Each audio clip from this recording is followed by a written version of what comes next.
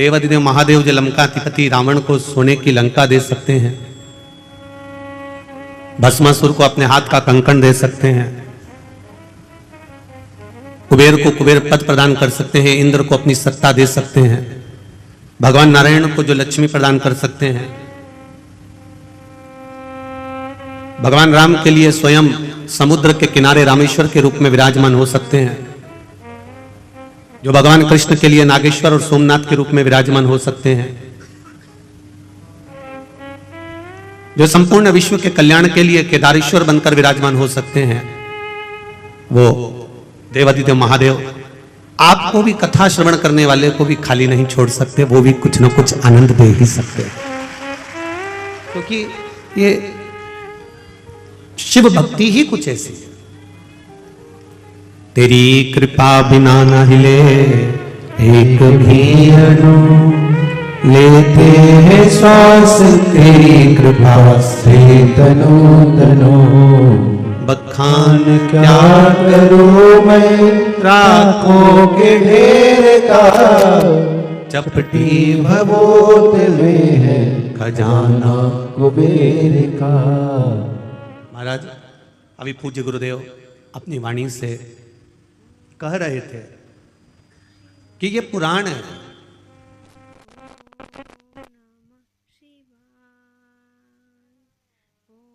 और पुराना मतलब होता है पुराना लेखा जोखा, जो आज का नहीं है।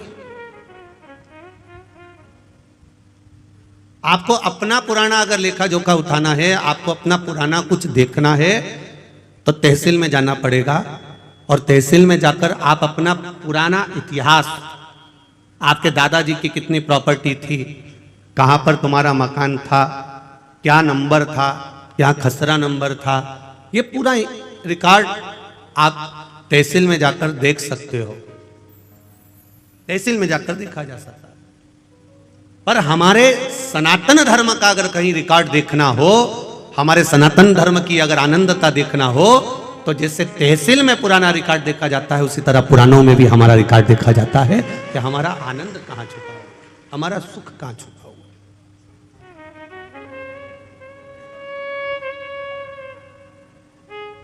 शिव भक्ति सारी समस्या का हल, एक लोटा जल।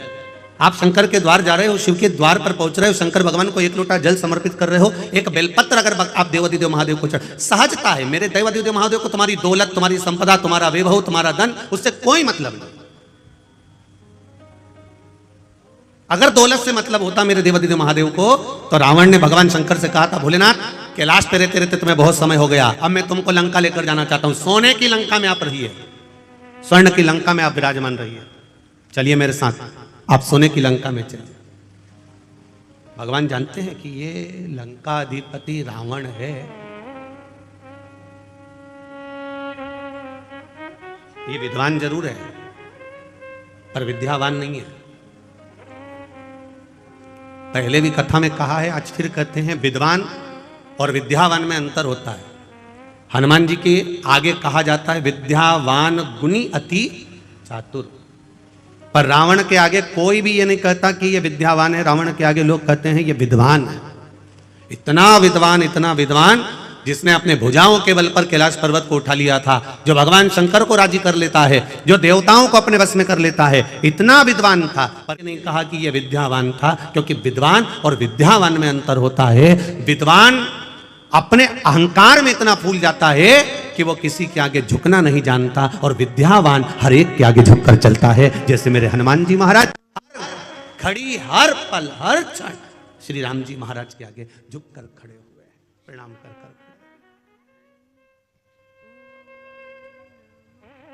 मेरे राम जी महाराज के आगे मेरे हनुमान जी महाराज हमेशा नम्र होकर झुककर खड़े। क्यों? क्योंकि विद्यावान गुणी अति चातुर। विद्या, जिसके भीतर विद्या सही तरह से प्रवेश कर जाती है, जो ज्ञान पूर्ण तरह से आनंदित कर कर प्राप्त कर लेता है, वो झुकना सीख जाता है। और जो अधूरा अधूरा ज्ञान प्राप्त करता है ना, जिसको अधूरा ज्ञान प्राप्त होता है, वो अकड़ में जीता, अहंकार में जीता, अभिमत्ता में जीता। तो रावण विद्वान तो बन गया था पर विद्यावान नहीं बन पाया।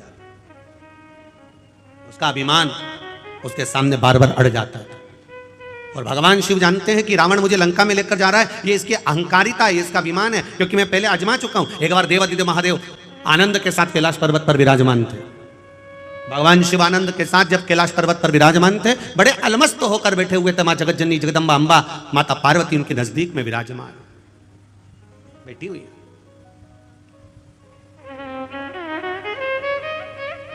विशर्वा बाबा के पुत्र कुबेर भी हैं और विशर्वा बाबा के पुत्र लंकाधिपति रावण भी हैं।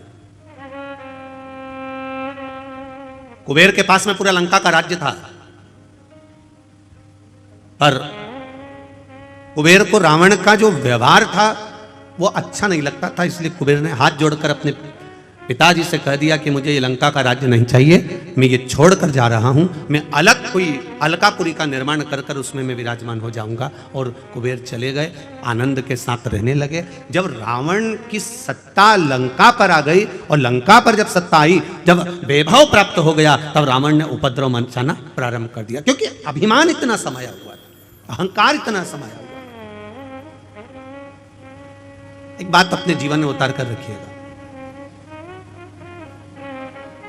इंजीनियर बन जाओ, डॉक्टर बन जाओ, सीए बन जाओ, कलेक्टर बन जाओ, चाहे तुम किसी पद पर विराजमान हो जाओ, पर शिव महापुराण की कथा कहती है कि आपको पद जिस परमात्मा की कृपा से मिला है, जो यश उस परमात्मा की कृपा से मिला है, वो परमात्मा की कृपा से प्राप्त हुआ है। इसलिए पद और प्रतिष्ठा पाकर आप अहंकार में मत डूब जाना, क्योंकि अहंकार में 3 गए, धन वैभव और वंश। ना मानो तो देख लो रावण, कौरव और कंस, ये तीनों अहंकार में चले जाते हैं, ये तीनों अभिमत्ता में चले रहे। आप इंजीनियर बनिए, मना नहीं, आप कलेक्टर बनिए, मना नहीं, आप एसपी बनिए, मना नहीं, आप डॉक्टर बनिए, मना नहीं है, पर कहीं इतना अभिमान, इतना अहम, इतनी अहंकारिता हमारे भीतर प्रकट ना हो जाए कि जिसके बल पर हम पुनः फिर नीचे आ जाए। वो अभिमत्ता हमारे भीतर नहीं आना चाहिए।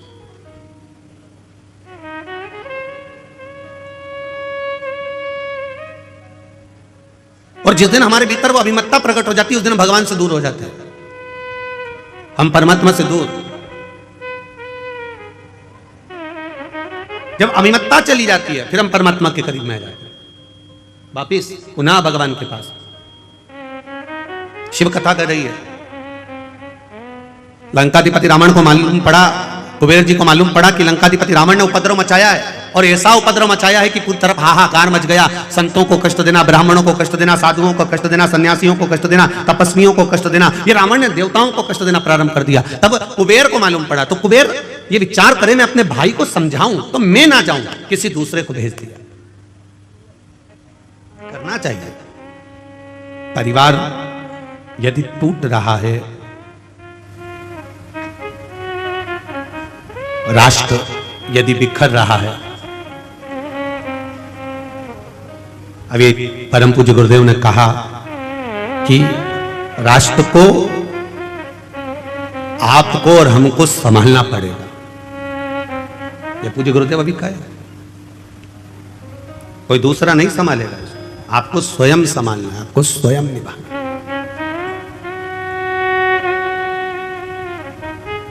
संत हो, सदगुरु हो, तपस्वी हो, ब्राह्मण हो, सन्यासी हो, साधक हो, उपासक हो, वो संभाल लेते हैं। कुबेर ने लगा मन में कि ये मेरा भाई गड़बड़ कर रहा है, तो कुबेर ने तुरंत उसी समय पर अपने दूतों को भेजा और जाकर कहा कि रावण को समझा कर आओ कि ये क्या कर रहे हो। तुम इतने विद्वान होने के बाद में, इतनी विद्वत्ता तुम्हारे भीतर होने के बाद में, तुमने ये क्या करना चालू कर दिया? कहीं किसी को कष्ट दे रहे हो, किसी की अग्नि को समाप्त कर रहे हो, कहीं किसी को कष्ट प्रदान कर रहे हो, ये क्या कर क्या रहे हो? विद्वान से विद्वान, बड़े प्रबल विद्वानों को, जो रावण से भी विद्वान थे, उनको भेजा गया लंका में। और लंका में जब भेजा गया, लंका में जब पहुंचे, और वो लंका पहुंचकर रावण को ज्ञानोपदेश देने लगे। अब जो बहुत कंजरी वालों, थोड़ा ध्यान लगा कर सुनना, और जितने भी कंजरी की दीदी उन बैठी है ना, सब जरा ध्यान लगाइएगा। जितनी भी जीजियां बैठी और जितने जीजा उन बैठे, वो भी थोड़ा ध्यान लगाइएगा कि ज्ञानी को समझाया जा सकता है, अज्ञानी को समझाया जा सकता है, पर अभिमानी को कभी नहीं समझाया जा सकता, ये निश्चित है। अब कोई ज्ञानवान है तो उसको समझा सकते हो, कोई अच्छा ज्ञानी व्यक्ति है, पढ़ा लिखा है, समझदार है, उसको समझाओगे ये मत करना, आगे से ऐसा ना करिएगा, ऐसा ना करिएगा, तो वो समझ जाएगा। कोई अज्ञानी है, एक बार नहीं समझेगा, 2 बार में समझेगा। अज्ञानी है तो वो मुंह भी नहीं चलाएगा। आओ इन्हें कह दिया मेरे को नहीं करना, नहीं करना तो उठ के चला गया। अज्ञानी है, उसमें अज्ञानता है, वो नहीं समझ सकता।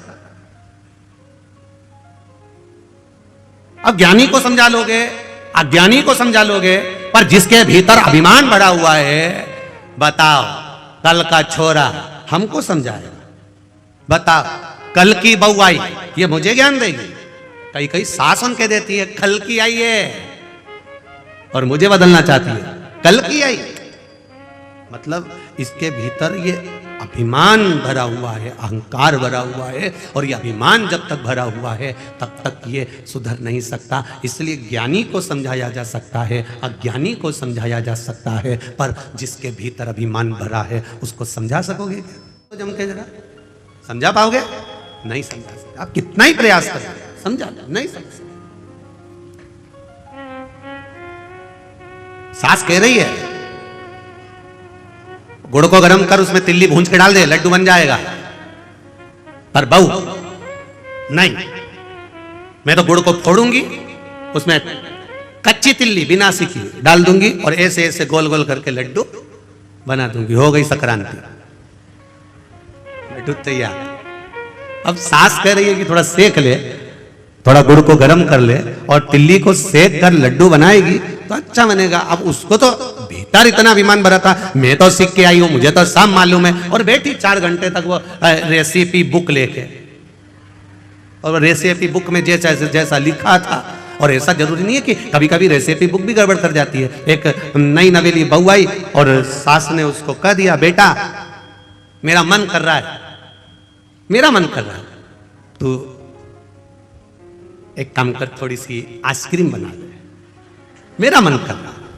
बहू ने कहा मम्मी तुम भी क्या आइसक्रीम खाना? अब भी बनाती हूँ। उसने तुरंत अटैची में से रेसिपी बुक निकाली, 2 किलो दूध धीमी आंच पे रखो, गैस चालू करो, फिर धीरे धीरे उसको हिलाओ। अब वो हिलाते हिलाते उसमें बेकिंग पाउडर डालो, और क्या क्या डलता है तुम्हें मालूम होगा, इलायची का पाउडर डालो, फिर धीरे धीरे उसका पूरा रेसिपी बुक तैयार करें। अब बुक वो तैयार करा, और तैयार करने के बाद में फिर उसने पढ़ा 1 घंटा फ्रिज में रखो। अब ये गई और करी आई जो जैसा जैसा लिखा था। 2 घंटे के बाद सास ने फ्रिज खोला, और फ्रिज खोला तो बहू को आवाज लगाया बेटा, ओ बेटा, बहू हाँ मां इधर आ, ये मंदिर का घंटा फ्रिज के अंदर किसने रखा? बहू तुरंत पल्लू लेके बोली मां मैंने रखा है। क्यों? बुक में लिखा था 1 घंटा फ्रिज में रखो, इसमें लिखा 1 घंटा फ्रिज। सास ने बुक को लिया और माथा से ठोका, अरे ओ पगली, वो बुक में लिखा था जो तूने घोल बनाया था उसको 1 घंटा फ्रिज में रखना था, तू मंदिर का घंटा लाके फ्रिज में रख दिया।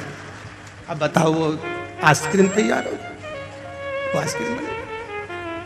तो ज्ञानी को समझा सकते हो, बोलो बोलो आगे बोलो, अज्ञानी को समझा सकते हो, पर वो तो बढ़िया एकदम तन्न होकर अब अभिमानी को नहीं समझा सकते कि साहब ये रेसिपी ऐसी बनेगी। तुम समझा, उसको समझाना मुझसे।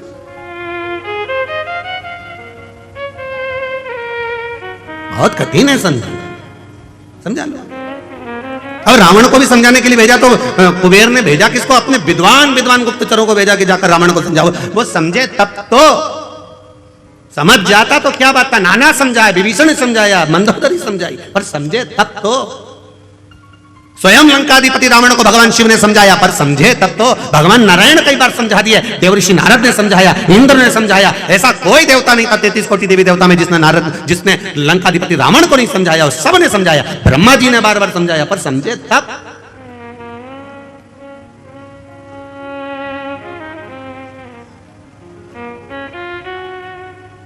समझ में तो आए इसको। अब कुबेर जी ने भेज दिए अपने साथियों को और सारे गुप्तचरों को बोला और बोलकर कहा जाकर मेरे भाई को समझाना, ज्ञान देना, समझाना, मेरे को मालूम है वो रावण समझ जाएगा। जिसमें से एक बहुत विद्वान गुप्तचर था, उस गुप्तचर ने तुरंत कुबेर जी को कह दिया, आप कह रहे हो आपका भाई है, समझ जाएगा, मैं जानता हूं समझ जाएगा। तो उसमें से एक गुप्तचर बोला, हम भी आपके घर का अन्न खाए हैं, हमें मालूम है वो नहीं समझ पाएगा।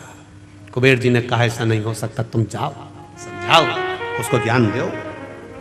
ठीक है, चले जाते। बहुत मिलेंगे आपको भी। अभी कंजरी में तुम कथा चालू हुई, आज तो पहला दिन है। कई लोग कहेंगे क्या होता है शिव महापुराण की कथा सुनने से, क्या होता है शिव पुराण में जाने से, बहुत ज्ञान देंगे। क्या होता है शंकर जी को एक लोटा जल चढ़ाने से, क्या होता है बेलपत्री चढ़ाने से, क्या होता है राम नाम बोलने से, क्या होता है कृष्ण नाम बोलने से, क्या होता है शिव नाम बोलने से, क्या होता है श्री शिवाय नमस्तुभ्यम बोलने से, क्या होता है नमः शिवाय बोलने से, क्या होता है ओम नमः शिवाय बोलने से। कहीं कहीं बोलेंगे, कहे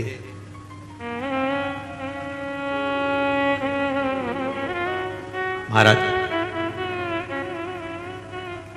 उनको एक बात जरूर कहना, भगवान की कथा सुनते सुनते, भगवान का भाव श्रवण करते करते, जिस समय कथा सुनते सुनते आपके रोम, आपके शरीर के ये रोम, ये बाल खड़े हो जाएं, समझ लेना कि शिव आपके भीतर समाना प्रारंभ हो गया। अगर कथा सुनते सुनते आपके रोम उमंग से भर जाएं, कथा सुनते सुनते आपके ये बाल, आपके ये रोम खड़े हो जाएं, तो समझ लेना कि तुम्हारी दुख की घड़ी में शिव खड़ा होना प्रारंभ हो गया। ये कथा तत्व है, ये रस तत्व है, ये कोई सहजता नहीं। भक्ति का बल बढ़े, भक्ति का आनंद बढ़े, भाव बढ़े, तो परमात्मा हमारे साथ खड़ा हुआ है। मैंने तेरे ही भरोसे, ओ बाबा तेरे ही भरोसे, हवा बिच उड़ती जावांगे, बाबा डोर हटो छठे नाम कटी जावांगी, भोले मैं तेरी पतन, शंभो मैं तेरी पतन, हवा बिच उड़ती जावांगी, बाबा डोर तो छड़ीला में कटी जावांगी। समझाया उसको जाए जिसके भीतर अभिमान ना। ज्ञानी होगा समझ जाएगा, ज्ञानी होगा आज नहीं समझा कल समझ जाएगा, पर अभिमानी होगा इसको कितना भी समझाया जाए ये कभी नहीं समझ सकता। कंजरी वालों पर कितनी कृपा राघव जी की हुई है, कितनी कृपा राम जी की हुई है। माघ महीना, गुप्त नवरात्रे और मां जगत जननी पावागढ़ वाली की कृपा की टेकरी के नीचे ये शिव महापुराण की कथा। विचार करिए जरा। और आने वाले भक्तों को कितनी कृपा मां जगत जननी पावागढ़ वाली मां भद्रकाली ने कृपा करी होगी, जरा विचार करना कि उसने कंजरी में कथी। आदरणीय गुरु महाराज हमको नहीं मालूम था कि ये गुप्त नवरात्रि में कथा, ये तो मां की कृपा थी और स्मरण में आया कि गुप्त नवरात्रि में शिव महापुराण की कथा, वो भी पावागढ़ वाली माता के इस चरणारविंद में हो रही। कितना दुगना तिगना लाभ, संतों का दर्शन हो रहा है, राम जी का आनंद प्रसाद, महाप्रसाद भी रखा। जो आए हुए भक्त हैं, जो रुकने वाले भक्त हैं, उनके लिए जो महाप्रसाद की व्यवस्था रखी। हमने पूज्य गुरुदेव जी से पूछा, संत जी से पूछा कि यहाँ पंडाल के आसपास भोजन भंडारा कहाँ रखा आपने? तो महाराज जी बोले, गुरु जी वो भोजन भंडारा तो राम जी के चरणों में रखा है, राम जी के चरण। मतलब भोजन बनाने वाला भी हलवाई नहीं है, भोजन बनाने वाला भी कोई दूसरा नहीं है। सीता जी रसोई बना रही है, राम जी खुद खड़े होकर बनवा रहे हैं। जरा विचार करिए कथा कितनी, अभी तक के समय में जितनी कथा हुई है उस कथा में ये कुछ हटकर ही है। जहां गुप्त नवरात्रे में मां पावागढ़ वाली के चरणों में, भद्रकाली माता के चरणों में और राम जी स्वयं रसोड़ा चलाए और ये कथा हो जाए, इससे बढ़कर सुख और क्या चाहिए। और ये कथा करवाने वाला भी कोई दूसरा नहीं, गर्भ में बच्चा था जो दीदी हैं, और गर्भित बालक को और उनकी माता को दोनों को कोरोना का क्रम, और डॉक्टर कह रहे हैं कि बड़ा मुश्किल है, परंतु इनके इंडिया से, भारत से जो उनके रिश्तेदार थे, उसने कह दिया तू एक काम कर, विदेश में भी श्री शिवाय नमस्तुभ्यं बोल, शिव की कथा सुन, हो सकता है बच जाए। और बाबा की कृपा से वो बालक बाबा की करुणा से आनंद पाया। और साथ में एक बहन और जिसके पति को भी तकलीफ हो गई और बाबा ने उसको साध लिया। दोनों बहनों ने मिलकर बड़े आनंद के साथ यीशु महापुराण की कथा करी थी। बड़ा आनंद है, ये कोई साधारण नहीं है। समझाओ, मेरा आपसे भी निवेदन है, जो बहू तुमसे समझ जाए उसको समझा लो, जिसको समझा सकते हो उसे समझाओ। जो अभिमान में फूल गया उसको समझाने की जरूरत नहीं है, क्योंकि तुम उसे समझा सकते ही नहीं हो, चाहे कितना ही प्रयास करो, कितना प्रयास करोगे, हो ही नहीं सकता।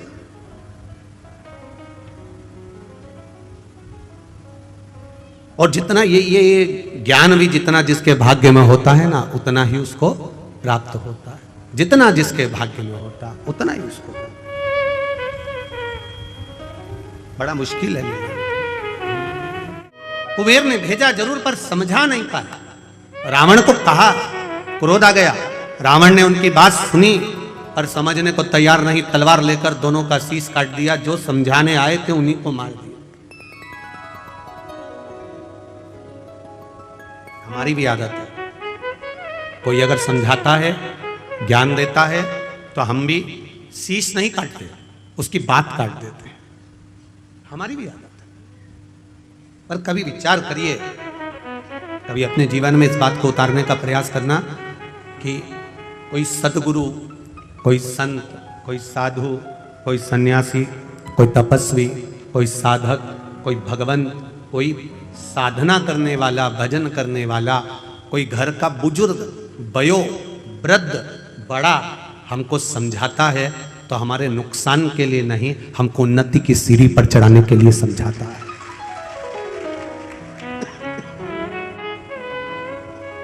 हमें उन्नति की सीढ़ी पर चढ़ाने के लिए समझा रहा है। अगर वो ज्ञान दे रहा है तो हमको उन्नति की ओर बढ़ाने के लिए ज्ञान दे रहा है।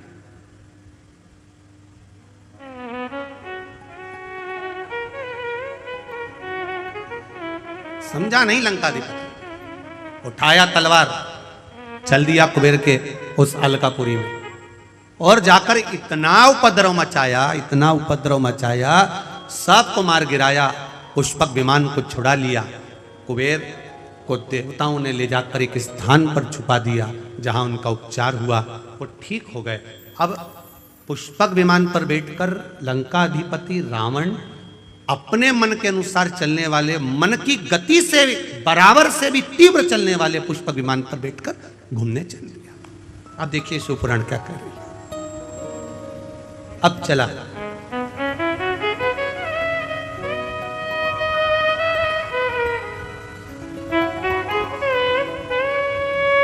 अच्छा ऐसा नहीं है, पुष्पक विमान पर जब वो बैठा,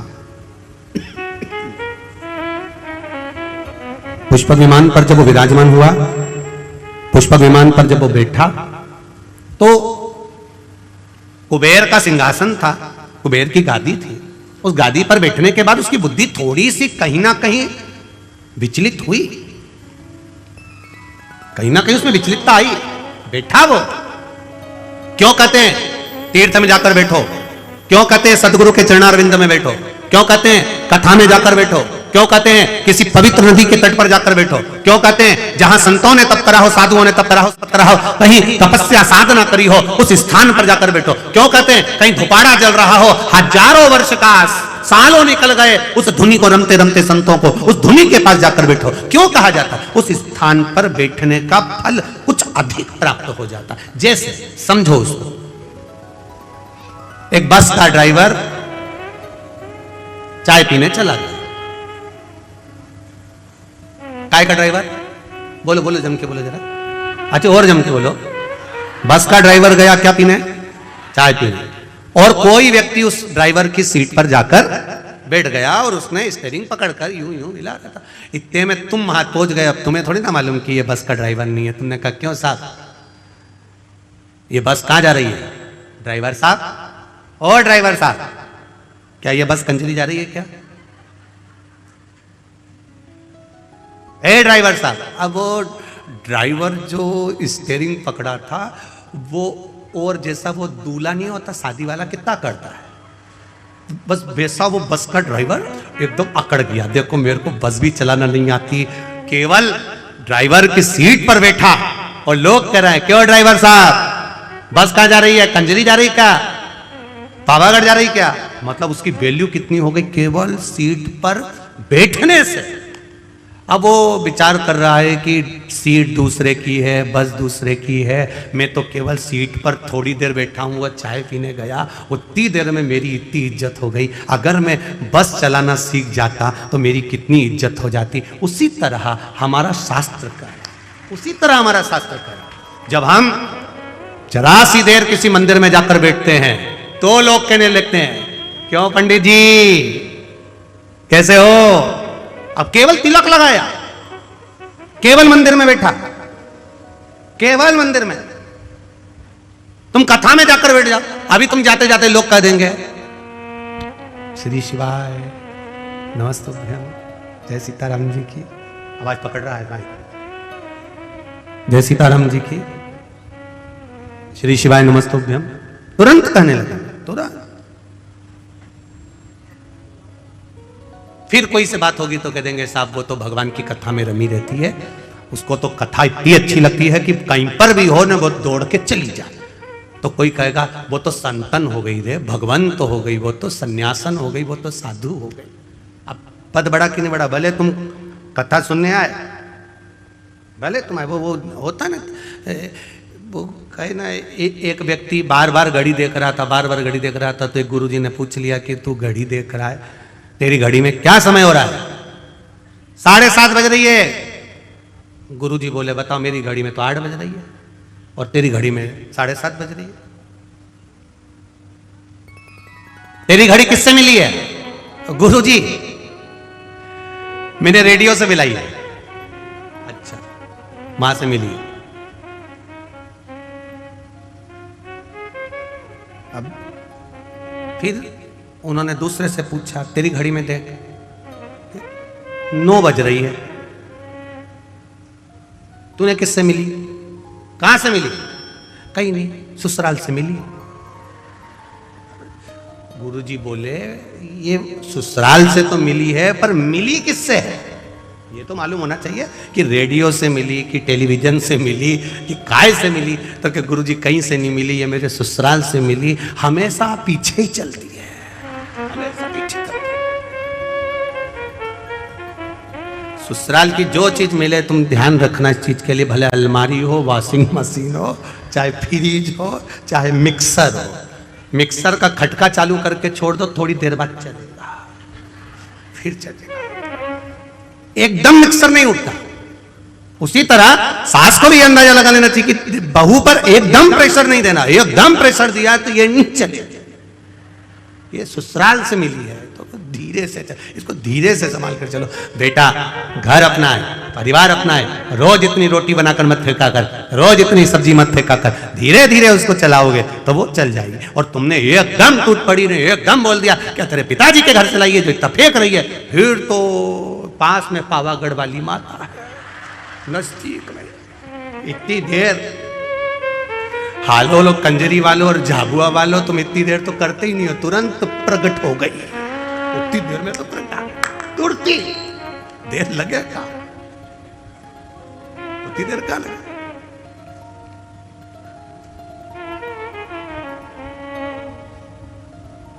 महाराज फिर कुछ नहीं, अम्बे तू है जय हो पावागढ़ वाली, हालो कंजरी वाली, हम सब उतार। शिव कथा कर रही है। लंकाधिपति रावण गादी पर जब बैठा, थोड़ी देर जब विराजमान हुआ, उस समय पर जो कुबेर का सिंहासन था, उस समय पर रावण की बुद्धि थोड़ी बदली। किसी धुपाड़े के पास में धोनी रम रही हो, उसके पास में, संतों के पास में, गुरुजन के पास में, मंदिर में, सत्संग में, प्रवचन में, तीर्थ में, सरयू मैया के तट पर, गंगा मैया के तट पर, यमुना मैया के तट पर, नर्मदा मैया के तट पर, कहीं तीर्थ स्थान पर, अच्छी जगह पर, जहां संत साधु सन्यासी तपस्वी साधक उपासक जहां तप कर रहे हो उस जगह पर जाकर हम थोड़ी देर बैठते हैं, तो ये पक्का है जैसे चाय पीने ड्राइवर चले गए और उसकी जगह पर बैठ गए तो लोग ड्राइवर कहने लगते हैं, उसी तरह हम जाकर बैठते हैं तो भगवान भी अपना समझने लगता है कि ये मेरा है, ये मेरा अपना है। उसको लगता है ये बैठ गया है, अब सही जगह पर जाकर बैठा है, अच्छी जगह पर बैठा है, ये मेरा होता गया है, ये मेरा हो गया।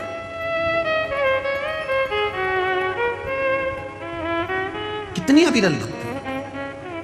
समझाया, रावण नहीं समझा, विमान पर बैठा, भाई को मारकर भगाया, सारे पूरे अलकापुरी पर अपना आक्रमण कर लिया।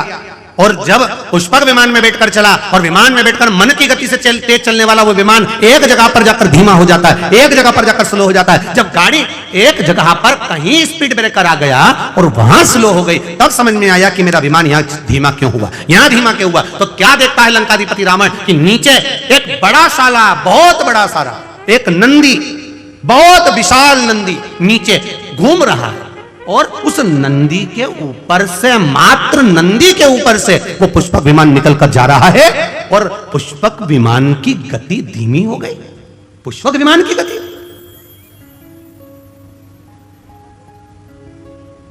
रावण के साथ में जितने लोग बैठे थे उस पुष्पक विमान में, सब रावण से कहने लगे, महाराज ये तो मन की गति से तेज दौड़ने वाला पुष्पक विमान है, फिर आगे कैसे हो गया, ये स्लो कैसे हो गया, इसकी स्पीड कम क्यों हो गई, इसकी गति कम क्यों हो गई। रावण कहता है मुझे समझ में नहीं आ रहा, पर नीचे एक बड़ा सारा नंदी घूम रहा है, वो नंदी घूम रहा है इसलिए इसकी गति थोड़ी कम हो गई है। तो जितने बैठे थे, अब रावण इतना अहंकारी था तो उसको ज्ञान देने वाले कितने अहंकारी होंगे।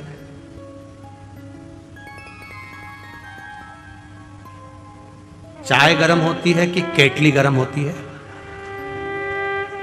तुम लोग तो कंजरी वालों जरा सी बात में हंस देते हो, हमको लगता है कि तुम लोग कथा पक्के में अच्छे से सुन के बैठे हुए होते हो।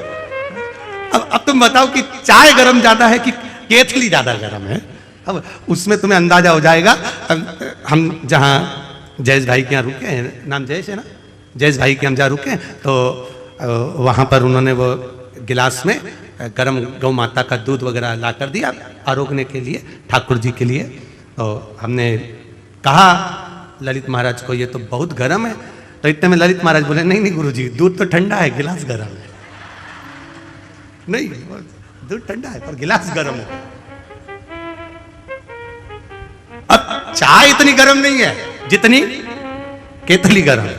उसी तरह बड़े बड़े, बहुत बड़े बड़े, जो बहुत ऊंचे ऊंचे मालूम पड़े, बहुत बड़ा वो आनंद हुआ और मालूम पड़े, तो साहब जो कुर्सी पर बैठा है वो तो बड़ा नम्र है, तो बड़ा सहज है, बड़े सरल नेचर के हैं, बड़े सहज है, बड़े सरल है। अब उनसे मिलो तो लगे बहुत सरल, बड़े सहज, पर उनके साथ जो केतली है वो बड़ी है। पास मत जाना, दूर हटाओ, कैसे घुस गए, कैसे पहुंच गए। इतने में जो कुर्सी पर बैठा, शांति रख, एक केतली थोड़ा रुक, अभी रुक, चाय ठंडी है, कोई बात नहीं, आन दो, आराम से आन दो, दर्शन करने दो, भक्त हैं, भगवान के हैं, प्रिय हैं, पर केतली हट, दूर हट, क्या हाल है, दूर हटो, वहां जाओ, वहां बैठो, वहां करो। कई बार इन बाउंसरों को देखकर भी हमको ऐसा ही लगता है, केतली बड़ी गर्म, चाय तो ठीक है अपनी जगह पर केतली बड़ी गर्म, बड़ा।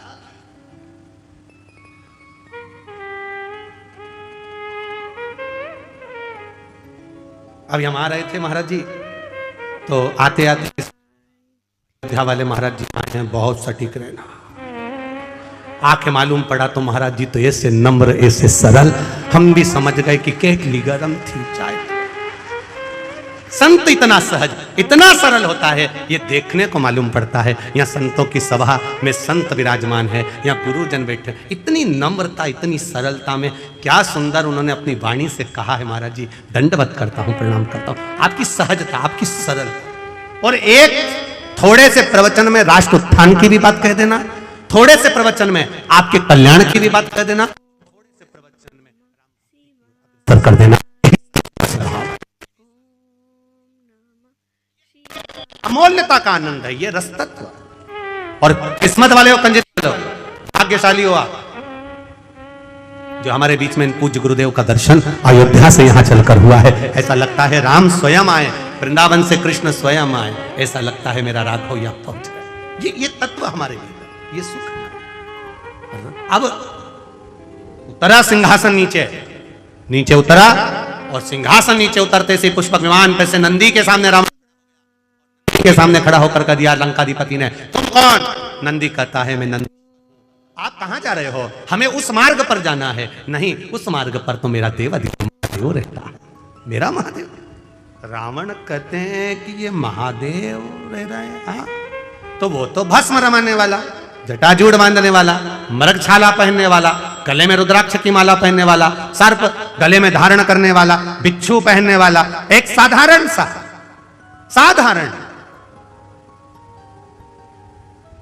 एकदम सहज सरल साधारण, तो उसमें दिक्कत क्या है? विमान को ऊपर से जाएगा, महादेव तो नीचे बैठे हैं, फिर से दिक्कत क्या है? क्या तकलीफ? आज भी हमारे सनातन धर्म में, भगवान का मंदिर होता है, शिवजी विराजमान होते हैं, शंकर भगवान बैठते हैं, या राम जी बैठे हैं, या भगवान कृष्ण बैठे हैं, या देवी भवानी बैठे, जो भी देवता बैठते हैं, उसका आकृति ऐसी बनाई जाती है कि उसके ऊपर कोई पांव न रख पाए, कोई चढ़ ना पाए। लंकाधिपति रावण, तेरा विमान अगर ऊपर से जा रहा है तो उसमें श्रेष्ठता नहीं, क्योंकि मेरे महादेव बैठकर तब साधना कर रहे हैं। मां जगज्जननी पार्वती के साथ मेरे महादेव बैठे हैं। रावण ने कहा, अब इसको जब कुबेर नहीं समझा पाया, देवता नहीं समझा पाए, तो इसको ये नंदी कैसे समझा देगा? नंदीश्वर ने समझाना चाहा, नहीं माना, खूब समझाया, नहीं माना, खूब समझाया, नहीं माना, क्रोध आ गया। अब विद्वान हो, विद्यावान को समझाओगे क्रोध नहीं आएगा, विद्यावान को कहोगे तो क्रोध नहीं आएगा। पर जिसमें विद्वत्ता भरी होगी, जिसमें अहंकार भरा होगा, जो अपने आप को विद्वान समझता होगा, उसको अभिमान का, अहंकार का क्रोध तुरंत आ जाए। रावण को क्रोध आ गया, मेरा रथ निकलेगा तो यहीं से, पुष्पक विमान निकलेगा तो यहीं से, शंकर भगवान को उठाकर मैं ले जाकर दूसरी जगह रख देता हूं, दूसरी जगह रख दूंगा। और चला रावण, लंकाधिपति चला जहां शंकर पार्वती जी, मेरे देव अधिदेव महादेव मां जगज्जननी के साथ विराजमान थे। लंकाधिपति रावण ने उसी कैलाश पर्वत को हाथ में उठाकर एक कोने में रख दूंगा, और मेरा रथ, मेरा विमान यहीं से निकलेगा। मेरे विमान को कोई स्लो कर दे, उसकी गति धीमी कर दे, यह हो नहीं सकता। और जो हाथ पर पर्वत को उठाया, थोड़ा सा ही उठा था, इतने में महादेव को मालूम पड़ा कि नंदी ने समझाया पर नहीं समझा। तब मेरे महादेव ने अपने पैर का अंगूठा जैसे नीचे करा, करते से ही दोनों हाथ लंकाधिपति रावण के उसमें दब गए। रावण भी विद्वान था, जब शीश 10 थे तो हाथ भी इतने थे, दूसरे लगाए। शिव जी ने कहा तू लगा ही ले, लगा दम, लगा, उठे नहीं, हाथ दब गए। पर्वत के नीचे चिंगाड़ पड़ा, चीख पड़ा, भयंकर नाद करने लगा। ऐसी गर्जना करी कि जिन नारियों का गर्भ था वो वहीं गिर गया। इतना भयंकर चिल्लाया लंकाधिपति रावण, इतना भयंकर। नंदी ने देखा। अभी इससे पहले जो कथा थी, कहाँ थी? परवणी, महाराष्ट्र में। उसमें आपको एक बात कही थी, वक्ता से समझ जाओ तो ठीक है, नहीं तो वक्त जब समझाता है तो अच्छे को हिलाकर रख देता है। परवणी की कथा में एक बात कही थी, वक्ता से समझ जाओ तो ठीक है, नहीं तो वक्त जब समझाएगा तो रुला रुला कर समझाएगा। इसलिए वक्ता और वक्त है, वक्ता समझाता है तो वक्त बदल देता है, और वक्त समझाता है तो तेरी दशा बदल देता है। दोनों में अंतर है। वक्ता अगर समझाएगा और उसके कहने पर चल दिए, हाँ हमें भगवान का भजन करना है, हाँ हमें राम नाम कृष्ण नाम शिव नाम जपना है, हमें भगवान के मंदिर जाना है, एक लोटा जल चढ़ाना है, शिव को बेलपत्र चढ़ाना है, शंकर को चढ़ी हुई बेलपत्र का पान करना है, शरणार्वित को धारण करना है, वक्ता के कहने पर चल गए तो ये निश्चित है तुम्हारा वक्त बदल जाएगा, समय बदलेगा और तुम उन्नति की सीढ़ी पर चढ़ते चले जाओगे। पर तुम वक्ता से नहीं बदले, और वक्त ऐसा आएगा कि जब वक्त थप्पड़ मारता है तो रो रो कर जिंदगी नरक जैसी हो जाती है। जब वक्त थप्पड़ मारता है तो फिर रोना ही पड़ता है। इसलिए वक्ता समझाए तब तक समझना जरूरी है। आज रावण के हाथ फंसे, वक्ता मिला था श्री नंदीश्वर, नंदी जी मिले थे, उन नंदी ने समझाया, भगवान शंकर के नंदी समझा रहे रावण समझ ले ऊपर से मत जा, नहीं समझा, नहीं मैं तो जाऊंगा तो हाथ फंसा कर देंगे, नहीं समझा, समझ जाता तो बात थी। कितना समझाएं लोग, कितना कहते हैं साहब समझ जाओ रे, समझ जाओ रे, समझ जाओ रे, पर नहीं समझो तो फिर आगे क्या कर सकता, नहीं समझो, समझो। अब बैठे नहीं, रावण चीख रहा है, हाथ दबा हुआ है, चिंघाड़ रहा है, चिल्ला रहा है, फिर कोई नहीं आया। तब वो नंदी जो वक्ता था, जिसने ज्ञान दिया था, समझाया था, वो नंदी आया और नंदी ने आकर कहा रावण मैंने तुझे समझाया था, तू समझता क्यों नहीं है, तू क्यों नहीं समझा। अब हाथ फंसे हुए, अब कोई ज्ञान दे दिया है, अब रावण क्या कह रहा है, एक बार निकलवा दो प्लीज, एक बार ये हाथ निकल जाए। अब रावण मुख से कह रहा है मैं तुम्हारे हाथ जोड़ता हूं, हाथ जोड़ता हूं। ये उसी में का हाल है जो भगवान कृष्ण ने, एक गोपी रोज निंदा करती थी भगवान कृष्ण की, खूब जाकर चुगली करती मैया यशोदा जी से खूब। तो यशोदा जी के सामने गई तो इतने में गोपी ने कह दिया, यशोदा जी ने भी कह दिया जिस दिन तू पकड़ कर बताएगी मैं मान जाऊंगी। तो सखी ने भी कह दिया मैं नहीं पकड़ के बताऊं तो मेरा नाम गोपी नहीं। इतने में भगवान कृष्ण ने भी आकर कह दिया पकड़ के बता दे अब तू। और ऊपर छीका टंगा था, नीचे मनसुका लगा था, श्री रामा, मधुसूदन, दाऊ, ऊपर कन्हैया, मटकी टूटने वाली थी, नीचे जो मनसुका लगा था उसको छींक आ रही थी। अब हाथ थे घुटने पर, एक के ऊपर एक चढ़े थे, हाथ खुला होता तो नाक दबा लेता तो छींक बंद हो जाती, और हाथ भी ऐसे तो नीचे से यूं यूं मचल रहा, और ऊपर कन्हैया चढ़े थे और मटकी टूटने वाली थी, इतनी देर में नीचे से छींक दिए, जो छींके सब नीचे टपक गए। अब पूरे ग्वाल वालों में कन्हैया सबसे छोटे थे, क्योंकि इनकी उम्र वालों को तो सबको पूतना ने मार दिया था, जितने भी स्तनपान करने वाले थे सबको मार दिया था, कन्हैया सबसे छोटे थे, बाकी के सबकी उम्र बड़ी थी। अब जब चोरी करने जाते थे मक्खन की तो कन्हैया को तो इनको टोकना पड़ता था, उठाना पड़ता था। जैसे पहले इनको किसी के यहाँ जाना है तो इनको पहले दो अंदर जाओ, फिर इनको खिड़की में रखो, फिर अंदर वाले इनको नीचे उतारें, फिर बाकी के अंदर जाएं, तो सबसे छोटे थे। अब ये सांप और सबसे छोटे को ऊपर चढ़ाया जाता जिससे वजन नहीं लगे, और चढ़ गए और जो गिरे नीचे। अब उस समय कन्हैया को बोलना भी नहीं आता था इतना। अब सब भाग के यमुना जी के घाट पर पहुंच गए। अब यमुना जी के घाट पर पहुंचे, इतने में कन्हैया ने उसी समय पर पूछ लिया कौन चीता। अब बोलना तो आ नहीं था, थोड़ी तोतरी तोतरी भाषा थी, कौन छीका की जगह बोला कौन चीता। हो जाता है कभी कभी वाणी का थोड़ा थोड़ा सा वो हो जाता है। एक वो कहते ना थानेदार जो था, एक पुलिस वाले ने रात को किसी को रोड पे रोक लिया, आधी रात का समय, क्या है तेरे बैग में, बताते हैं, क्या है तेरे बैग में, बताते हैं ना, अरे तो बैग में क्या है, बताते हैं ना। इतने में वो पुलिस वाले से रोज भिड़ रहा रात को, पुलिस वाला उसको पकड़ के थाने ले गया। सर, साहब ने पूछा कौन है ये, सर इसके बैग में कुछ है और बता नहीं रहा। कुर्सी पे बैठे हुए टीआई साहब ने पूछा क्या है तेरे बैग में, बताते हैं ना, अरे तेरे बैग में क्या है, बताते हैं ना। इतने में टीआई साहब को गुस्सा आ गया, उन्होंने हवलदार को बुलाया, खोल इसका बैग। उसने जो बैग खोला उसमें से बतासे निकले,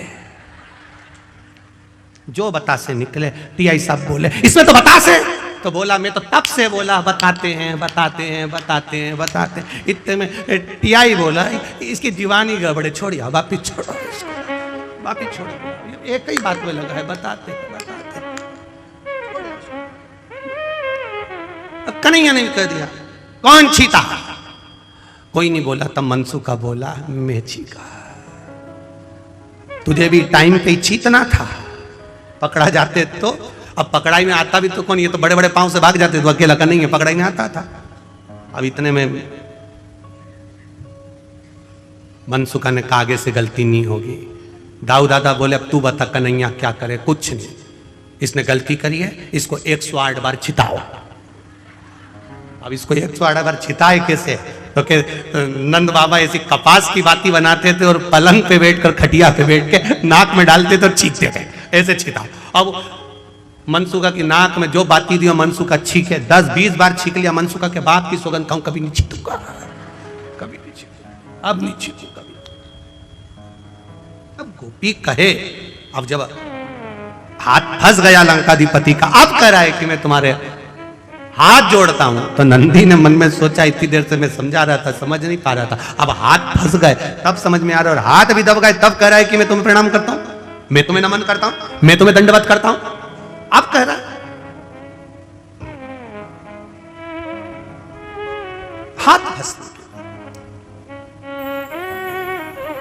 हम जब पूरी तरह से फंस जाते हैं, बुरी तरह से फंस जाते, तब फिर हमको याद आता है कि हमें भगवान की शरणागति में जाना है, आखिरी में, अंत में। और अगर हम पहले ही पहुंच, एक पत्र आया है बड़ा सुंदर, देखिए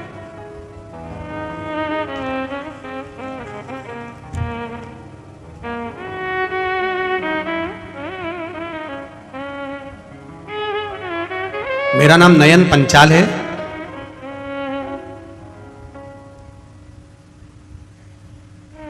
अहमदाबाद वस्त्रापुर से हूं। मोबाइल नंबर ये कहाँ है, आप ही हैं, दोनों हाथ हिला दो एक बार। श्री शिवाय नमस्तुभ्यम, श्री शिवाय नमस्तुभ्यम। मंत्र का क्या बखान करूं मैं, शब्द नहीं है। हम कनाडा टोरंटो में थे, वहीं मेरी पत्नी को पीलिया हुआ, उसे अस्पताल में भर्ती किया गया। डॉक्टर ने बताया कि इसे तो पेट में गठान है और कैंसर की है। कनाडा टोरंटो के बड़े से बड़े हॉस्पिटल में दिखाया गया और उसको कैंसर और कैंसर की गठान बताई गई। हम उसे इंडिया लेकर आए, यहाँ के डॉक्टरों को भी हमने चर्चा करी, उन्होंने भी कह दिया इसको ऑपरेशन करना पड़ेगा, इसके पेट में गांठ है और वो कैंसर की है। तब मेरी पत्नी की एक सहेली, उसने बताया कि श्री शिव महापुराण की कथा आस्था चैनल पर आती है, कभी समय मिले तो उसको सुनो और शंकर भगवान पर एक लोटा जल चढ़ाओ, श्री शिवाय नमस्तुभ्यम का जाप करिए और एक बेलपत्र शिव पर चढ़ी हुई भगवान शंकर से कहकर कि बाबा आप महामृत्युंजय हो और आप दुनिया के दुख हरने वाले हो, मेरा भी दुख, मेरा भी कष्ट हरिए, बाबा से प्रार्थना करें। तब हम शिव जी पे चढ़ा हुआ जल चढ़ाने लगे, अहमदाबाद के डॉक्टरों को दिखाने लगे। डॉक्टरों ने कहा इसका ऑपरेशन करना जरूरी है, और तभी डॉक्टरों ने कहा इसको जॉन्डिस कैंसर की, इसको कैंसर जो है वो जो गठान है वो पीलिया के अंतर्गत हुई है और वो बड़ी है, और कैंसर तो है ये निश्चित है। तब उसका इलाज चालू हुआ और बाबा की कृपा से हमने भी इलाज करते करते बड़ौदा की कथा जो हुई थी उस कथा को श्रवण किया। कथा सुनने पर हमने बाबा से प्रार्थना करी, बाबा विनती करते हैं इसकी गठान निकले मना नहीं, पर कैंसर ना निकले, ऐसी कृपा कर दीजिए। बाबा की कृपा ऐसी हुई, जब इलाज चालू हुआ गठान को निकाला गया, तब बाबा की कृपा से उसको चेक करने के लिए भेजा। तो बाबा से हमने विनती करी थी अगली कथा जब पावागढ़ की होगी, अगर इसको कैंसर नहीं निकला तो हम कथा सुनने के लिए आएंगे, और कैंसर नहीं निकला हम कथा श्रवण करने के लिए आएंगे। जाना था हमको भी कनाडा वापिस, पर शिव महापुराण की कथा पावागढ़ की सुनकर जाएं, क्योंकि बाबा ने कैंसर से बचाया है। अब ठीक है, श्री शिवाय नमस्तुभ्यम बेटी, हर हर। शिव तत्व ही ऐसा था, जब हम कष्ट में घिर जाए, तकलीफ में घिर जाए, तब हमें परमात्मा याद आता। पर शिव कथा करते, शंकर का गुणगान करता है, तेरी कृपा बिना न हिले एक भी अनु लेते हैं श्वास तेरी कृपा से तनो तनो। बखान क्या करूं मैं राखों के ढेर चपटी भगोद में खजाना कुबेर का। क्या मिलता है? अब उन्होंने बड़ोदरा की कथा श्रवण करी, वहां निर्णय लिया, बाबा ने स्वीकार किया, पावागढ़ की कथा में आ गए। आपसे भी निवेदन है, 7 दिन की कथा है, परिवार वालों को, घर वालों को, रिश्तेदारों को, नातेदारों को, सबको कह दो 7 दिन मुझे पंडाल में बैठकर कथा सुनना है, मेरे बाबा से लगन लगाना है, मुझे उसका हो जाना है, वो मेरा हो जाए, बस यही एक सुनो मैं कथा। अब वो क्या देगा? ये गुप्त नवरात्रि की कथा में पावागढ़ की माता के चरणों में राम जी की कृपा से 7 दिन की कथा में शिव महापुराण में वो क्या देगा, ये तो मेरा महादेव ही जान सकता है, इसके सिवा कोई नहीं जान सकता। हाथ दबा है रावण का, और रावण नंदी से कह रहा है मुझसे गलती हो गई, मैं तुम्हारे हाथ जोड़ता हूं। नंदी ने फिर कहा हाथ जोड़ने से होगा क्या? हाथ तो दबा है कैलाश के नीचे, होगा क्या? लोग कहते हैं जब सारे सहारे समाप्त हो जाते हैं तब लोग कहते हैं मेरा अंतिम विश्वास मेरा भगवान है। बोलो सही है कि गलत है? ये यहां पर राहुल कुमार जी बैठे हुए हैं। राहुल जी कहाँ गए? और जयंती भाई, संजय कुमार जयंती भाई जी। तो जब महाराज जी इन्हीं के स्वास्थ्य में गड़बड़ हो गया था, संजय जी के भयंकर कोरोना, भयंकर तकलीफ, हॉस्पिटल, डॉक्टर ने भी जवाब दे दिया। जब इनकी धर्म पत्नी की आंख में जल भर गया कि अब कुछ भी नहीं बचा, तब महादेव से प्रार्थना करी, टीवी के सामने बैठकर शिव महापुराण की कथा सुनते सुनते कहा तेरी कथा में करवाऊंगी, बस इनको अच्छा कर दे। ये शिव है। और आज संजय भाई जी और नवनीत जी आपको बहुत बहुत साधुवाद, जो गुरु जी की शरणागति में बैठकर आप शिव महापुराण की कथा करवा रहे हैं। बैठिए, बहुत बहुत साधुवाद। हर हर बोल बम का नारा है, जम के बोलो जरा, बाबा एक सहारा है, एक सहारा। आपका विश्वास, आपकी दृढ़ता, ये छोटे से कस्बे में ये शिव महापुराण की कथा जरा विचार करिए। जो भूतों ना भविष्य थे, कभी सोचा ही नहीं होगा कंजरी वालों ने, हालोल वालों ने कभी नहीं सोचा होगा कि कथा हमारे क्षेत्र में हो जाएगी, पर भगवान ने ये मौका दिया है। तो इस मौके में जब गेंद आई है तो ऐसा चौका लगा लो कि ग्राउंड के बाहर, ऐसा चौका लगा लिया। मौका दे भगवान तो भजन का ऐसा चौका लगाओ, ऐसी भक्ति का चौका लगाओ कि भगवान भी कहे कि ये मेरा आनंद सुख पा रहा। हाथ दब गया लंकाधिपति का, रावण का हाथ दबा, चीख रहा है, चिल्ला रहा है, पर वो निकल नहीं रहा। नंदी से कहा, नंदी मुझसे गलती हो गई, मैं तेरे हाथ जोड़ता हूं, क्षमा मांगता हूं। नंदी कहते हैं मुझसे क्षमा मांगकर क्या करोगे? मुझसे क्षमा मांगकर क्या करोगे? गलती वक्ता कभी नहीं कहेगा कि आप मुझसे क्षमा मांगो, वक्ता कहता है कि आप शिव की शरणागति में जाइए। जो वक्ता तुमसे कहे कि तुम मेरे पास में आओ, मेरे पास बैठो, मेरे करीब में आइए, मेरे नजदीक में आइए, मेरे पास आकर बैठिए, वो श्रेष्ठ नहीं हो सकता। वक्ता जो तुमको ले जाकर भगवान के दरवाजे तक छोड़ दे और कहे कि ये तेरा दुख मिटा देगा, समझ लेना वो श्रेष्ठ, उसमें श्रेष्ठ। करो भजन, हाथ दबा लंकाधिपति रावण का। नंदी कह रहा है मैंने तुझे समझाया, तू समझा नहीं।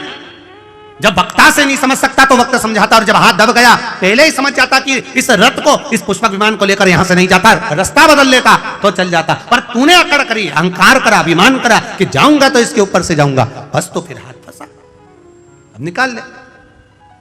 नहीं बोला, नंदी जी भी नहीं बोले, शंकर भगवान ने इशारा कर दिया नंदी को, तू बोलना ही मत, दबे रहने दे इसको, दबे रहने दे। जब अभिमान वाला व्यक्ति जब किसी जगह पर दबता है तो सारी दुनिया के लोग उसका आनंद लेते हैं। दबे रहने, अच्छा है, खूब अकड़ रहा था, खूब अहंकार में था, खूब अभिमत्ता में था, दबे रहने।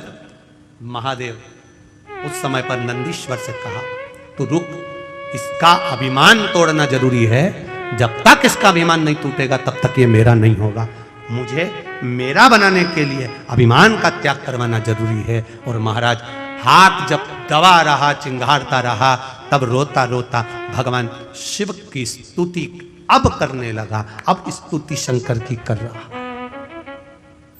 अब शिव की स्तुति। शीश पे गंगा है, गले में रुद्राक्ष माला है, शेषनाग सर्प तुम्हारे कालिया गले में पड़ा हुआ है। हे शिव करुणा करिए, हम तो आपके हैं, हम जान नहीं सकते, हमसे गलती हो गई, क्षमा कर दो। तब देवाधिदेव महादेव ने पांव के अंगूठे को ऊपर करा, तब रावण का हाथ बाहर निकला। निकलते से रावण बाहर निकलते से शंकर जी से बोला, तुम्हें क्या चाहिए?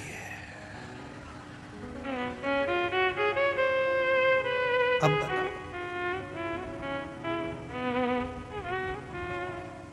तुम्हें क्या चाहिए? एक ऋषि वशिष्ठ बाबा ने दशरथ जी महाराज से कहा कि पुत्र कामेष्टि यज्ञ करवा संतान की प्राप्ति के लिए।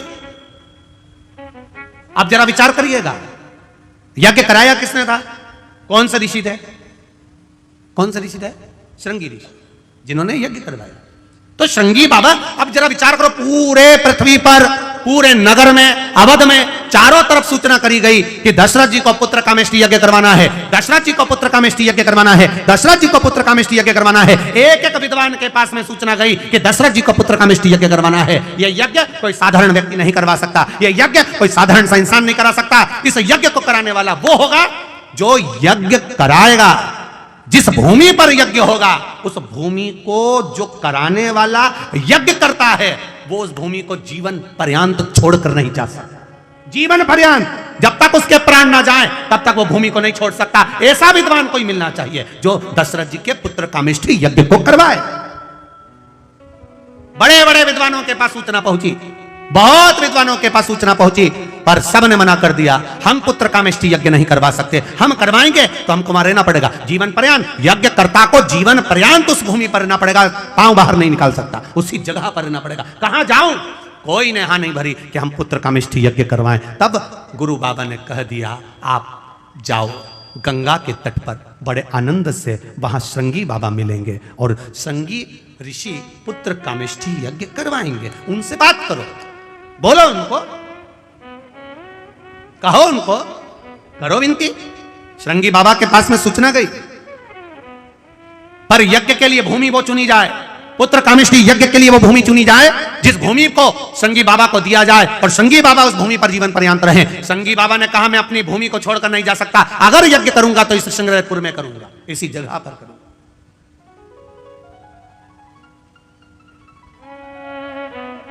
जहां अयोध्या की आखिरी सीमा है, अवध की आखिरी सीमा, अवध की आखिरी सीमा, उस अवध की आखिरी सीमा जहां है, वहां पर बैठकर श्रृंगी बाबा पुत्र कामेष्टि यज्ञ करवाते हैं।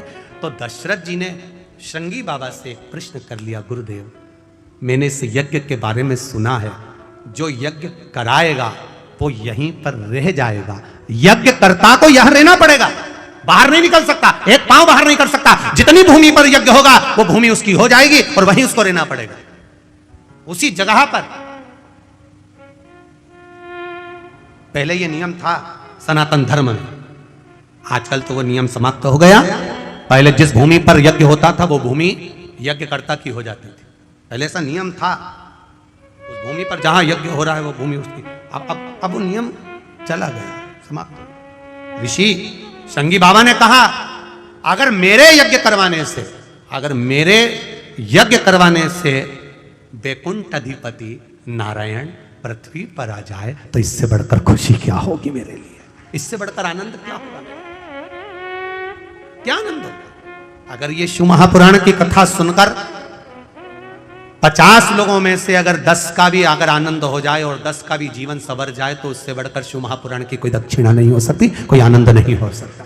सवर जाए अगर इन संतों के आने से, इन साधुओं के आने से, गुरुजनों के आने से अगर इनके दर्शन से, इनके प्रवचन से, इनके शब्द से 5 भी अगर संवर जाएं तो उससे बढ़कर कोई सुख नहीं हो सकता, उससे बढ़कर कोई आनंद नहीं हो सकता। करो भजन, करो भक्ति, करो स्मरण।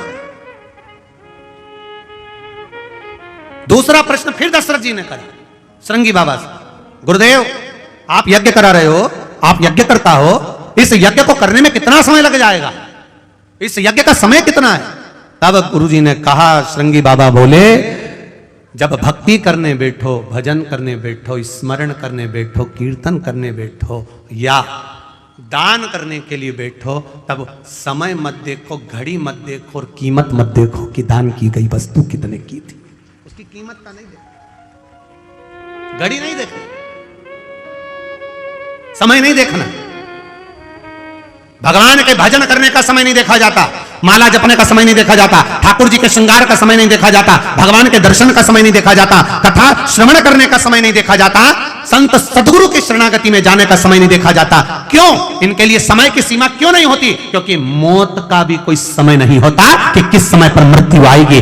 अगर आपने घड़ी देख ली कथा सुनने के समय पर, आपने घड़ी देख ली दान करते समय पर, आपने घड़ी देख ली मंदिर जाते समय पर, आपने घड़ी देख ली दर्शन करते समय पर, तो मृत्यु के समय पर भी आप क्या घड़ी देखोगे? नहीं, अभी 8:45 बजा है, नहीं मरूंगी, चाहे कुछ भी हो जाए, घड़ी नहीं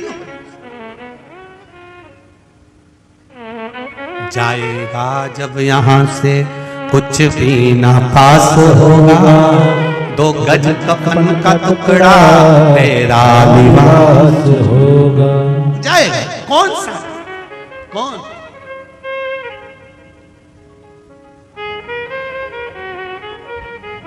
महाराज, सब मतलब के यार हमने देख लिया, झूठा है संसार हमने देख लिया, देख लिया संसार हमने देख लिया, झूठे नाते झूठे रिश्ते, झूठे नाते झूठे रिश्ते, झूठे नाते झूठे रिश्ते, झूठे नाते झूठे रिश्ते, झूठा है संसार हमने देख लिया, झूठा है संसार हमने देख लिया, सब मतलब के यार हमने देख लिया। बस एक है, वो मेरे परमात्मा की शरणागति, केवल एक।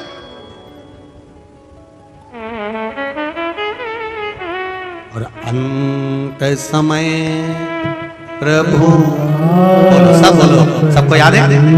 हाँ बोलो जरा जम से, अंत समय आना पड़ेगा, वचन दिया तो निभाना पड़ेगा, आए ना आए प्रभु कुटुंब कबीला, अंत समय प्रभु आना पड़ेगा, वचन दिया तो निभाना पड़ेगा, अंत समय प्रभु आना पड़ेगा, वचन दिया तो तो निभाना पड़ेगा। अंत समय कोई आए ना आए, परिवार कुटुंब कबीला नाते रिश्ते, कौन आया ना आया, आप जरूर आता है। बैकुंठ में रहने वाला बैकुंठ में रहता है, ब्रह्मलोक में रहने वाला ब्रह्मलोक में रहता है, इंद्रलोक में रहने वाला इंद्रलोक में रहता है, और मेरा देव अधिदेव महादेव मृत्यु लोक में रहता है। इसलिए तुरंत आता है, तुरंत, क्षण भर की देरी नहीं, आ जाए। आया, शिव कथा कर रही है, भगवान शंकर का संवाद कर रहा है, शिव महापुराण की कथा कर रही है, वेद व्यास जी महाराज वर्णन कर रहे हैं। लंकाधिपति रावण हाथ छूटा, छूटते से ही महादेव से बोले, क्या देऊं मैं आपको, मेरा हाथ छूट गया है। शिव जी कहते हैं कुछ मत दे दादा, कुछ मत, कोई कोई ऐसा होता है जो देने के बाद कभी नहीं कहता कि मैंने इसको दिया, और कोई कोई ऐसा होता है जो देने के बाद 25 बार कह देता है मैंने दिया।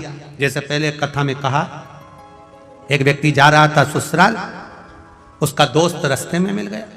उसने दोस्त से मन में सोचा अकेला गाड़ी में जा रहा हूं, इसी को बिठा के ले जाऊं। उसको बिठा के ले, उसने कहा मेरे पास कपड़े नहीं है, तू क्या चिंता करता है, कुर्ता तो अच्छा लग रहा है, शर्ट अच्छी लग रही है, पजामा मैं दे दूंगा। उसने अपना पजामा दे दिया। अब पजामा दिया, ससुराल में वो दोस्त भी गया, सबने आदर करा, सम्मान करा, चाय पिलाई, सब कुछ करा। फिर किसी ने पूछ लिया ससुर जी ने, ये कौन है? मेरा दोस्त है, रोड पे खड़ा था, मैं अकेला आ रहा था, फिरी थी गाड़ी, मैंने कहा तू चल चल। कुर्ता इसी का है, पजामा मेरा है। अब दोस्त को बुरा लग गया। बता, ये बताना कोई जरूरी है कि पजामा तेरा है? इसने तुरंत कोनी मार के कहा, अक्ल नहीं तेरे में, पजामा तेरा है, इसलिए नहीं आ रहा था तेरे साथ में, तुझे बहुत अहंकार है ना, तू बार बार अपनी चीज बताता रहता, इसलिए नहीं आ रहा था। अब नहीं बताऊंगा, कसम से अब नहीं बोलूंगा। इतने में इसके जमाई साहब के मामा जी ने कहा आप हमारे यहाँ शाम को भोजन करने आना। माँ चले गए, माँ भोजन करने गए तो मामा जी ने पूछ लिया, जमाई साहब ये कौन है? मेरा दोस्त है, अकेला आ रहा था गाड़ी में तो इनको बिठा लाया। कुर्ता भी इनका है, पजामा भी इनका है। अब तो उसको और तेज मिर्ची लगी, अब और क्रोध में आ गया। इसने फिर कोनी मार के कहा, अकल नहीं है तेरे में? मामा जी ने पूछ लिया, मतलब कुर्ता भी इनका, पजामा भी इनका, मतलब? इतने में उसने कहा कुछ नहीं, कुर्ता इन्हीं का था, पजामा मेरा। अब इसको फिर गुस्सा आ गया। इसने कहा तुझे ये बताना जरूरी था कि कुर्ता भी मेरा, पजामा भी मेरा? अब आगे से बोला है तो सोच लेना, मैं तो जा रहा। नहीं नहीं अभी मत जा, अपन चल। इतने में मौसी आ गई। मौसी ने कहा जमाई साहब कल सवेरे का भोजन हमारे यहाँ। ठीक है, जमाई भोजन करने का है, इसी को भी ले गए। इतने में मौसी जी ने पूछ लिया, ये कौन? अकेला आ रहा था, गाड़ी खाली थी, दोस्त है, रोड पे खड़ा था, मैंने कहा चल, बिठा कर लिया आया।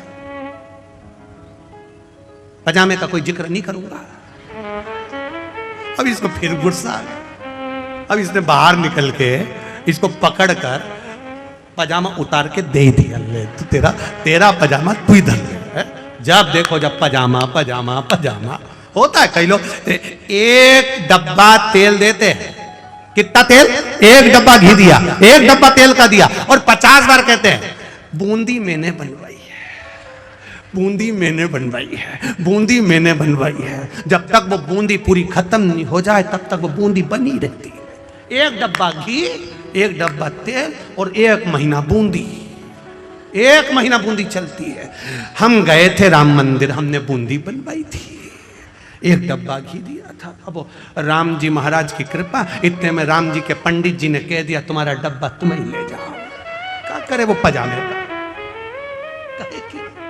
कहना जरूरी है क्या कि पजामा हमारा है, पजामा हमारा है? रावण ने कहा प्रभु मेरा मन कर रहा है आपको कुछ देने का, मेरा हाथ छूट गया, बोलो क्या दूं? देवादिदेव महादेव ने कहा नहीं चाहिए तेरे से दादा, मैं सब समझता हूं, तू एक बार देगा 50 बार कहेगा। कई लोग रहते हैं एक फोन पे काम कर देते हैं पर 50 काम तुमसे करवा लेते हैं। बहुत संभल के रहना, दुनिया वालों से बहुत चतुर है, महाविद्वान, बहुत कहा मुझे कुछ नहीं चाहिए। रावण चला गया। अब एक दिन रावण गया और रावण जाने के बाद रावण की विद्वत्ता देखिए, उसका विचार करिएगा जब रावण की विद्वत्ता का। रावण ने विचार करा कि मैं क्यों ना, जब महादेव ने मेरा हाथ छोड़ दिया तो मैं महादेव को लंका लिया, सोने की लंका में सुखी रहेंगे भगवान। भगवान से कहा मैं तुम्हें सोने की लंका में रखना चाहता हूं, आप चलो मेरे साथ में। भगवान शंकर ने मन में सोचा इसके यहां जाना और आफत मोल ले, नहीं जाऊंगा, चाहे कुछ भी हो जाए इसके यहां तो नहीं जाऊंगा।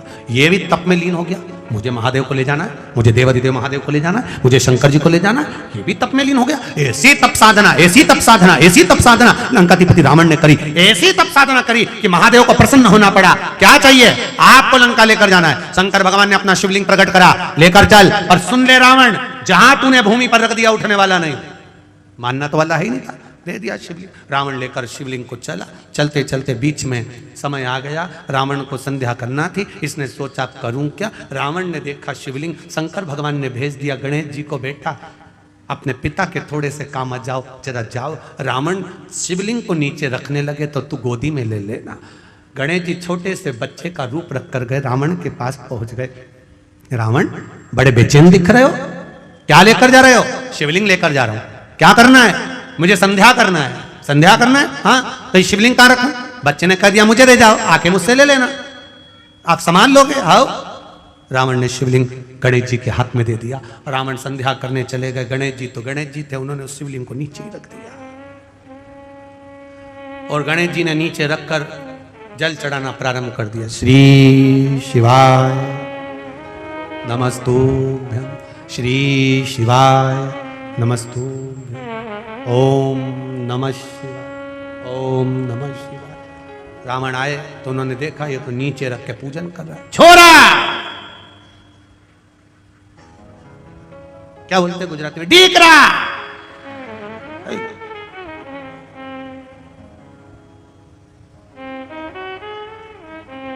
गणेश जी ने पूछ लिया केम छो? कोई पूछे तो पूछा क्या हुआ, क्या है, कैसे हो, क्या हुआ? एक नीचे क्यों रख दिया? रावण क्रोध में लाल।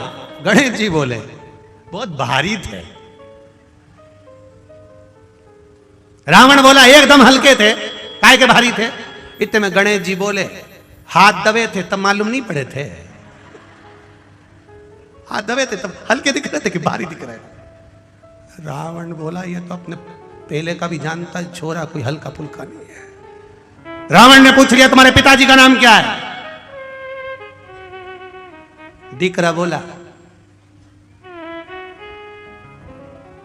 सिग्नेचर तुम्हारे हाथ पे करके दिया ऑटोग्राफ, वो मेरे बाप, मेरे ही पिता है जिन्होंने ऑटोग्राफ करके दिए, मेरे पिता हैं। रावण बोला तुम कौन? गणेश जी ने अपना असली स्वरूप दिखाया। जो दिखाया लंकाधिपति रावण को क्रोध आया तो गणेश जी महाराज तो उसी समय पर थोड़े से पीछे सरके और पीछे से सरकते ही गणेश जी के पांव के नीचे से मूसक निकल कर बाहर आ गया, चूहा निकल कर बाहर आया। जैसे ही मूसक निकल कर आया इतने में तुरंत उसी समय पर लंकाधिपति रावण ने पूछा ये कौन है? भगवान गणेश जी महाराज ने कहा ये मूसक है जिसके ऊपर बैठकर मैं घूमता हूं, मैं घूमता हूं। तो रावण ने पूछा तुम कहना क्या चाहते हो? गणेश जी महाराज बोले पिताजी नहीं जा सकते तो क्या हुआ, मैं तैयार हूं लंका जाने के लिए, मुझे ले चलो। पर अकेला नहीं जाऊंगा, ये मूसक भी मेरे साथ जाएगा। रावण बोला तेरे हाथ जोड़ूं, पूरी लंका का सोना कतर कतर के खा जाओगे। नहीं ले जाऊंगा, ले ही नहीं जाऊंगा, मैं नहीं जा सकता। जो शिवलिंग भूमि पर रखा वो बैद्यनाथ बाबा के नाम से विख्यात हो गया। बोल बैद्यनाथ भगवान की हर हर। आवाज नहीं आई, जरा दमदारी से बोला हर हर। बैद्यनाथ जी के रूप में विराजमान हो गया। आगे जो कथा कही वेदव्यास जी महाराज ने, देवराज नाम का ब्राह्मण जो चोरी का धन लेकर एक मंदिर में पहुंच गया और शिवलिंग की सुंदर शिव पुराण की कथा को सुनकर उसने अपने चित्त को शंकर में रमा लिया, भगवान देवाधिदेव महादेव में रमा लिया। ऐसा देवराज नाम का ब्राह्मण था। प्राण त्यागे, बेलपत्री के वृक्ष के नीचे त्यागे, शिव के धाम चले गया। आगे जो वर्णन आता है, बिंदुक की कथा कही गई। एक बिंदुक नाम का ब्राह्मण चोरी का धन ला रहा था, एक पानी के स्रोत में गिर गया, प्राण छूट।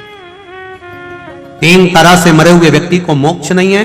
पानी में डूबकर मरा हुआ, स्त्री के हाथ से मरा हुआ, सर्प के डसे से मरा हुआ, 3 तरह से मरा हुआ व्यक्ति को वैकुंठ नहीं मिलता, मोक्ष नहीं मिलता। तब बिंदुक पानी में डूबकर मरा तो विचार आया कि कैसे इसको मुक्ति मिलेगी। तब उसका अंतिम संस्कार तो हुआ, पर वो प्रेत योनि में भटकता रहा। क्या करा जाए? चंचुला देवी ने काशी में जाकर शिव महापुराण की कथा को श्रवण किया, मुक्ति हुई। शंकर भगवान के धाम में पहुंची। माता पार्वती जी की सहेली चंचुला देवी बन गई। चंचुला देवी जब सहेली बन गई, मौन रहती थी, चुप रहती थी, विचार करती रहती। पार्वती जी ने पूछा तू चुप क्यों रहती है, मौन क्यों रहती है? कहा मेरे पति को मोक्ष नहीं मिला। तो तेरे पति के मोक्ष नहीं हुआ तो शिव महापुराण की कथा करवा जिससे तेरे पति को मोक्ष मिलेगा। किससे करवाऊं? देव ऋषि नारद के पास पहुंची तो नारद जी ने कहा मुझे श्राप लगा है, मैं एक जगह नहीं रह सकता, तुम रुका जी से जाकर निवेदन करा। तब तुम रुका जी ने कहा कथा तो कह दूंगा, मना नहीं, पर जोड़े से यजमान कौन बैठेगा? चंचुला देवी कहती है मैं वेधव्य, मैं विधवा, मेरा वेधव्यता है, मैं यजमान पद कैसे लूं? जानकर देवादिदेव महादेव से प्रार्थना करी, शिव जी ईश्वर जी बने, पार्वती जी गौरा जी बनी है।